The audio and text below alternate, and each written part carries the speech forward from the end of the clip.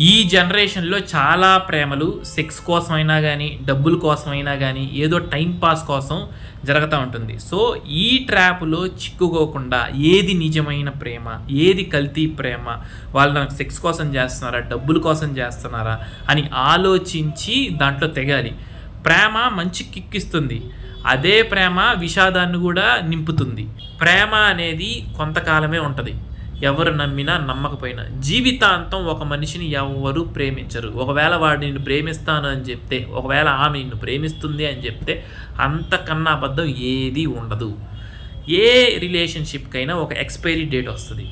ఏంటి పెళ్ళికి ముందు ఏముంటది? మీరు షికార్లు తిరుగుతారు, సినిమాలకి తిరుగుతారు. మీ యాక్చువల్ కలర్స్ అనేది బయటికి రావు. ఒకరిని ఒకరు ఇంప్రెస్ చేసుకోవాలని చూస్తారు. ఆ ఇంప్రెస్ చేసుకునే దాంట్లో మీరు నిమగ్నమైపోయి మీ యాక్చువల్ కలర్స్ అనేవి బయటికి రాకుండా చూసుకుంటారు.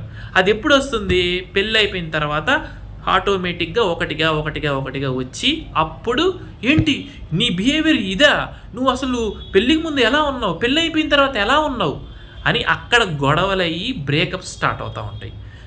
ప్రేమించడం తప్పు కాదు. కానీ ఆ ప్రేమ జీవితాంతం నాకు దొరుకుతుంది అనుకోవడం మూర్ఖత్వం. దేనిపైన ఎక్స్‌పెక్టేషన్స్ పెట్టుకోవద్దండి.